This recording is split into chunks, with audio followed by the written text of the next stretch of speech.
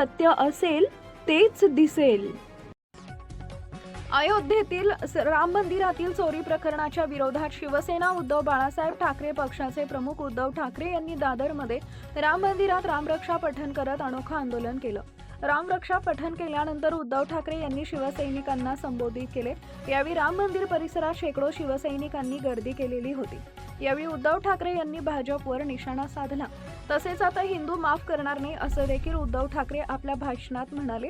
यावेळी उद्धव ठाकरेंनी सर्व हिंदूंना रामरक्षा पठण करण्याचं आवाहन केलं. आम्ही कट्टर कडवट देशाभिमानी हिंदू आहोत. आम्ही हिंदू भोळे भाबडे आहोत, पण मूर्ख नाही.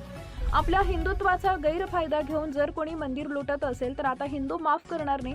या देशाची सत्ता घेताना जय श्रीरामच्या घोषणा दिल्या गेल्या तेव्हा शिवसैनिकांनी जेवढं काम केलं मला नाही वाटत दुसऱ्या कुठल्या पक्षाच्या कार्यकर्त्यांनी काम केलं असेल, असं दावा उद्धव ठाकरे यांनी केला.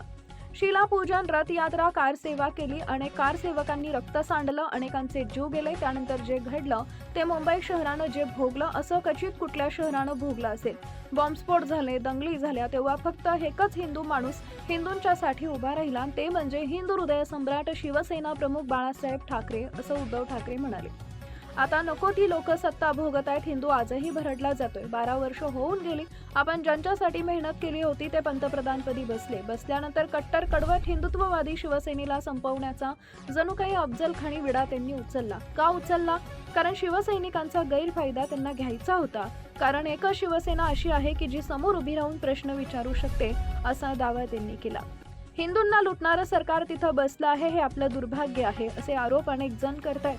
शंकराचार्यांनी 2 वर्षांपूर्वी आरोप केला होता की केदारनाथ मंदिरातील अनेक किलो सोनं चोरी झालं. मध्य प्रदेशच्या मुख्यमंत्र्यांवरती आरोप झाले की त्यांनी उज्जैनच्या सर्व जमिनी ढापल्यात. अयोध्येतून अशा बातम्या येत आहेत की या लोकांची शिसारी येते. बद्रीनाथ येथूनही चोरीच्या बातम्या येत आहेत, अशी टीका उद्धव ठाकरे यांनी केली आहे.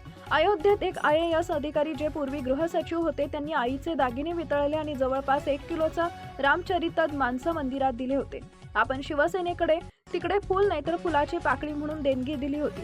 संपूर्ण समाजानं दान केलं होतं. कुठं गेलं हे सर्व, असा सवाल ठाकरेंनी केला. साधू संत म्हणतात की आम्ही जेव्हा मंदिर दर्शनाला जातो तेव्हा आमची लंगोट देखील चेक केली जाते. साधू संतांशी तुम्ही असं वागताय आणि तिथले पैसे तुम्ही गायब करताय. हिंदू म्हणून घ्यायची तुम्हाला लाज वाटली पाहिजे, असा घणाघात ठाकरेंनी केलाय. जेव्हा हिंदू भीतीग्रस्त होते तेव्हा शिवसेना म्हणाले होते की गर्व से कहो हम हिंदू है. ही पावसाळ्यात पेटलेली ठिणगी आहे. रामभक्त राज्यकर्त्यांना कळलं नसेल तर त्यांना आठवण करू इच्छितो. Subscribe now and press the bell icon. Never miss an update.